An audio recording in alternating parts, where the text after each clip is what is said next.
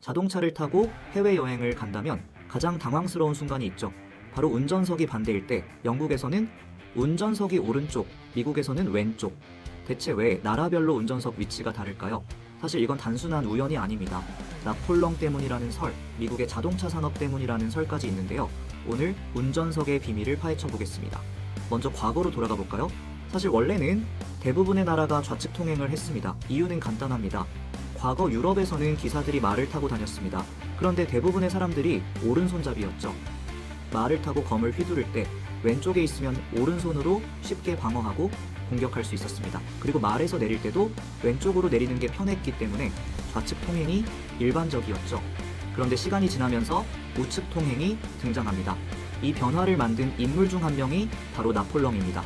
나폴령은 좌측 통행을 하던 유럽의 전통을 깨고 우측 통행을 강요했죠. 이유는 여러 가지 설이 있는데요. 나폴령 본인이 왼손잡이였기 때문이라는 설이 있고요. 유럽 귀족들이 주로 좌측 통행을 했기 때문에 프랑스 혁명 이후 그 전통을 없애려 했다는 설도 있습니다. 어찌됐든 프랑스를 포함해 나폴령이 점령한 국가들은 우측 통행을 따르게 됐습니다. 그리고 미국도 우측 통행을 선택하게 되는데요. 여기에는 개척시대의 영향이 컸습니다. 미국에서 마차를 끌던 마부들은 보통 왼쪽에 앉아 말을 몰았고 오른쪽에서 지나가는 사람들을 쉽게 보기 위해 우측 통행이 자연스러워졌죠. 결정적으로 1908년 포드의 모델 티아 자동차가 운전석을 왼쪽에 배치하면서 우측 통행이 확산되었습니다.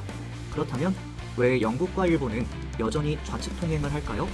영국은 나폴령과 대립했던 나라였기 때문에 프랑스의 방식을 따를 이유가 없었습니다. 오히려 자국의 전통을 지키기 위해 끝까지 좌측 통행을 유지했죠. 일본도 비슷한 이유로 좌측 통행을 선택했는데요. 특히 철도 건설을 영국 기술로 도입하면서 좌측 통행이 정착된 것이 큽니다. 하지만 모든 나라가 통행 방향을 그대로 유지한 것은 아닙니다. 스웨덴은 1967년 대대적인 개편을 통해 좌측 통행에서 우측 통행으로 변경했습니다. 가장 최근에는 사모아가 2009년에 좌측 통행으로 바꾼 사례도 있죠. 이유는 간단했습니다. 중고차를 쉽게 수입하기 위해서였습니다. 주변국들이 일본과 호주에서 자동차를 수입했기 때문에 교통체계를 바꾼 겁니다. 정리하면 과거에는 좌측 통행이 많았지만 나폴령과 미국의 자동차 산업이 우측 통행을 확산시켰고, 하지만 영국, 일본 같은 나라들은 전통과 철도 시스템의 영향을 받아 좌측 통행을 유지한 겁니다. 우리나라에서 운전을 하다가 해외에 나가면은 반대 방향의 운전석을 보고 깜짝 놀랄 수도 있지만 그 뒤에는 이런 역사적 배경이 있다는 것 이제 이해되셨죠? 다음 영상에서도 흥미로운 주제로 찾아뵙겠습니다. 이상으로 넓고 얕은 지식연구소였습니다.